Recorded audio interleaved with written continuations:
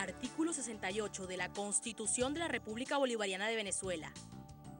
Los ciudadanos y ciudadanas tienen derecho a manifestar pacíficamente y sin armas, sin otros requisitos que los que establezca la ley. Se prohíbe el uso de armas de fuego y sustancias tóxicas en el control de manifestaciones pacíficas. La ley regulará la actuación de los cuerpos policiales y de seguridad en el control del orden público.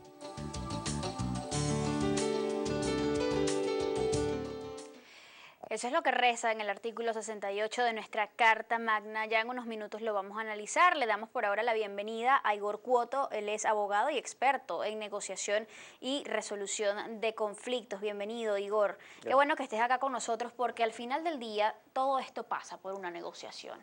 Evidentemente, más allá de lo que se haga, el desenlace de muchos de estos conflictos se da justamente en esos términos, en sentarse en una mesa los diversos actores y llegar a un acuerdo.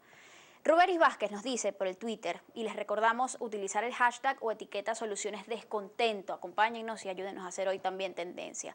Nos dice, es importante, sobre todo, es insoportable todo esto. ¿Cómo descansa una persona que trabaja todo el día y a las 12 de la mañana le quitan el servicio eléctrico? Se pregunta ella. Miguel José Solís también nos dice, soluciones descontento. Además de descontento, considero que existe una sumisión del venezolano. El Caracazo se dio por menos, nos comenta él. Y había una pregunta por acá más adelante que iba dirigida justamente a la señora, a la profesora Margarita, historiadora. Él preguntaba, profesora, ¿cuál es la mejor y más expedita vía para superar la crisis del país? Bueno, lo primero que le voy a decir al señor es que no hay expedita vía para superar la crisis del país. Eso yo creo que es importantísimo que la sociedad lo sepa. Y lo decía en la primera parte.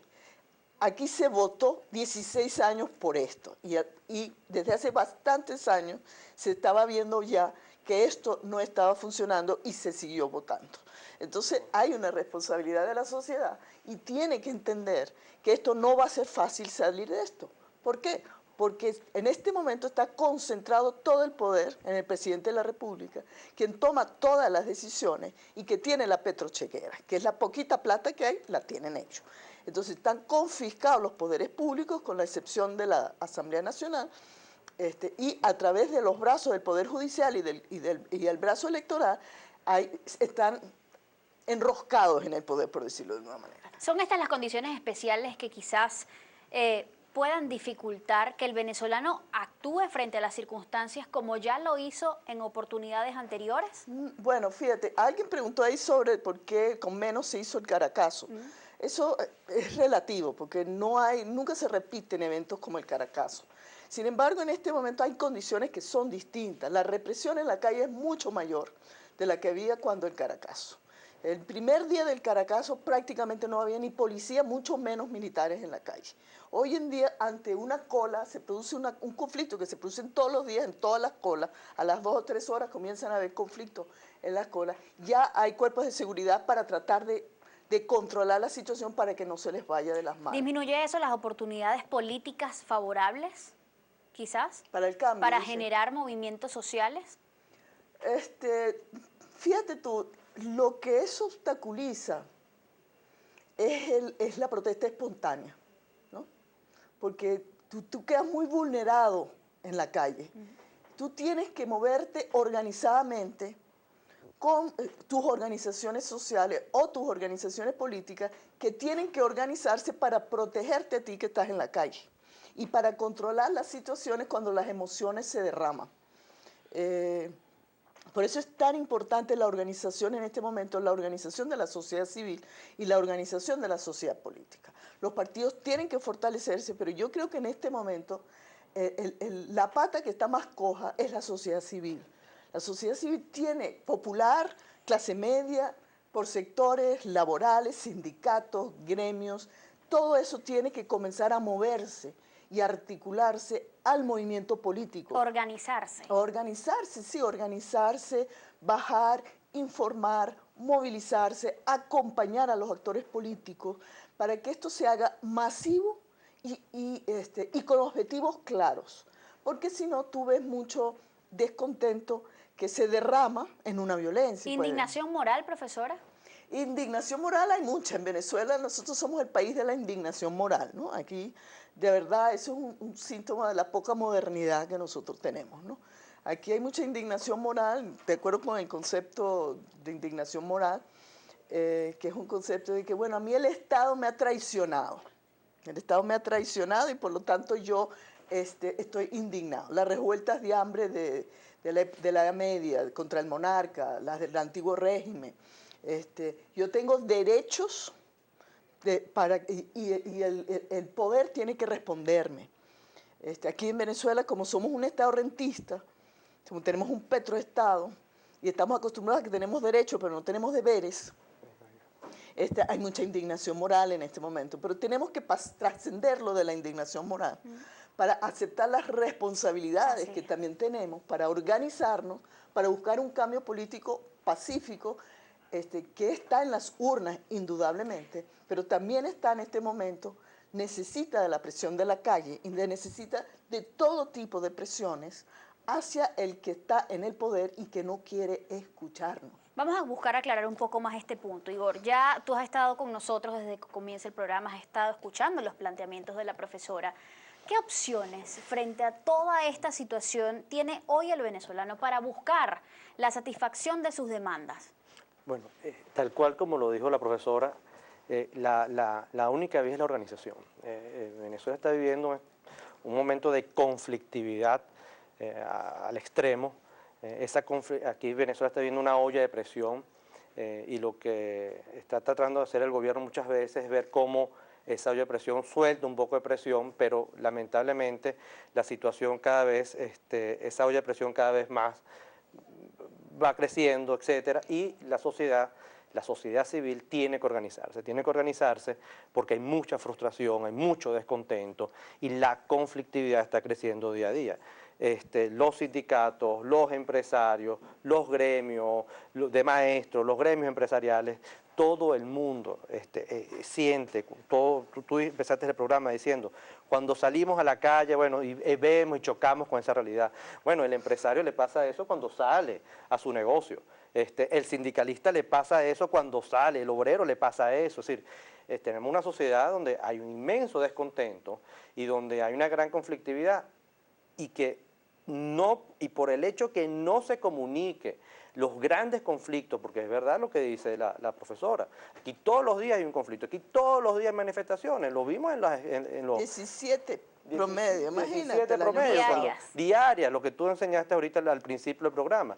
Ahora, por el hecho de que eso no se conozca, no es que está dejando de pasar, ¿no? Por el hecho de que tú envíes a los cuerpos de seguridad a un supermercado porque sabes que a las 2 horas, ¿no? La población va a empezar a tratar de saquear, etcétera, no significa que eso está dejando de pasar, ¿no? Y que pueda seguir pasando. Y que lo haya resuelto, no lo resuelve. El gran problema, y esto hay que entenderlo, el gobierno no ha entendido desde el inicio del régimen del presidente Chávez y ahora con el presidente Maduro, no ha entendido que aquí hay que dialogar, que aquí las políticas públicas es necesario la construcción de un consenso. No se puede construir un país constantemente con la confrontación, buscando la confrontación y tratando de decir que la razón y la verdad la tengo yo y que los equivocados son los demás. Aquí, para ponértelo facilito, mira, hace 3, 4 años atrás, cuando hubo el famoso cambio de uso horario, aquí todos los especialistas dijeron, señor, no cambie el uso horario. Entonces, ¿qué salieron diciendo? No, hay que cambiar el uso horario porque además de ahorrar más energía, los niños van a ser más inteligentes porque va a haber más luz del sol. Ahora que estamos viendo la crisis energética, no, vamos a cambiar el uso horario. Por favor, el tema no es que, bueno, rectificaste 4 años después, 5 años después. ¿Cuánto le costó eso al país? ¿Y cuánto le ha costado eso al país? Se le dijo en su oportunidad, señores del gobierno, Cadivi se ha convertido en una olla podrida. Señores del gobierno, allí los únicos que están beneficiándose es un grupo de personas enchufadas. No, eso es atacando el sistema, cambiar, nosotros estamos protegiendo. ¿Y qué ha pasado? En los últimos 17 años, la fuga de capitales ha sido mucho más grande que en los años anteriores. ¿Fue diferente la recepción de planteamientos políticos hechos de parte de, digamos, bancadas opositoras al régimen de turno. Respecto a esta situación, comparado con estos últimos 17 años.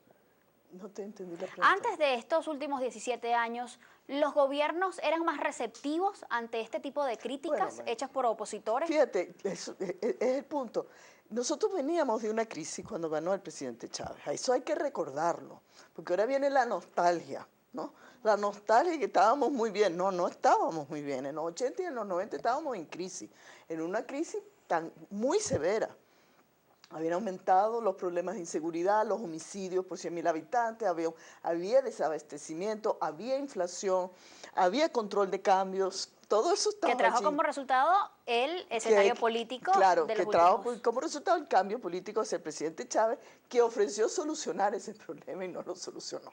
O sea, no lo solucionó, lo ocultó porque tuvo una prosperidad petrolera muy fuerte, histórica. En Venezuela nunca habían pasado prácticamente del 4 al 12, son 8 años, 6, 2, 8, sí, 8 años ininterrumpidamente de aumento de los precios petroleros. Entonces lo que se hizo fue echarle plata a eso y ocultar los problemas estructurales que tenía el país. En lo que el precio del petróleo comenzó a bajar o a ser errático, comenzamos a tener problemas. Y cuando comenzó a bajar, que ha bajado desde hace 2 años ininterrumpidamente, ahora estamos en la crisis, pero una crisis brutal como nunca la habíamos tenido. Entonces volvemos otra vez. Es una irresponsabilidad del gobierno que dilapidó esa renta petrolera durante todos estos años, pero también es una responsabilidad de la población que votó simplemente porque conseguía una beca, conseguía una misión, conseguía un viajecito, conseguía unos dólares a precios increíbles, ¿no? Porque el dólar de Cadivi, tú salías con el dólar de Cadivi, eso era una cosa baratísima, ¿no? Para las clases medias. Entonces, bueno, eso es lo que tenemos que concientizar.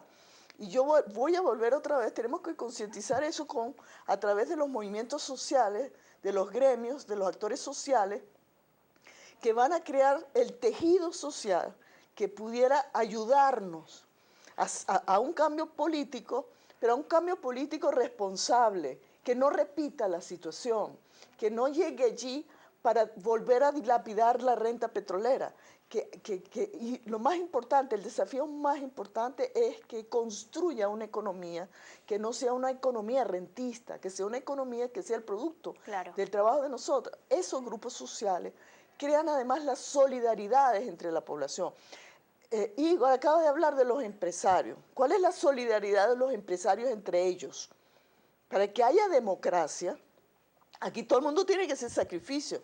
No es que a mí no me dan dólares, pero a él sí, y entonces él se va y habla con el gobierno y hace lo que tiene que.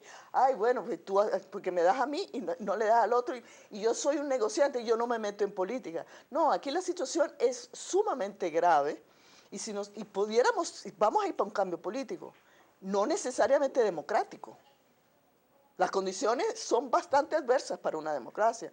Y si aquí la población, los gremios, las organizaciones, no se responsabilizan junto con los actores políticos en comprometerse con una salida pacífica y democrática, aquí puede venir claramente una situación peor de la que tenemos. Vamos a estar claros. Aquí puede venir una autocracia más severa que es lo que tiene planteado en este momento Maduro con el decreto, ¿no? Y el decreto de excepción. Ya el decreto de excepción ya es un cambio político ya hacia un Estado mucho más autoritario. Hay algo que es bastante interesante y muy debatido, sobre todo en las calles. Hay muchas personas que hablan de que esto no cambia si el gobierno no cambia. La pregunta es, ¿hay posibilidades de que bajo el mismo gobierno puedan tomarse los correctivos necesarios aún a estas alturas? Eso lo debatimos al regreso.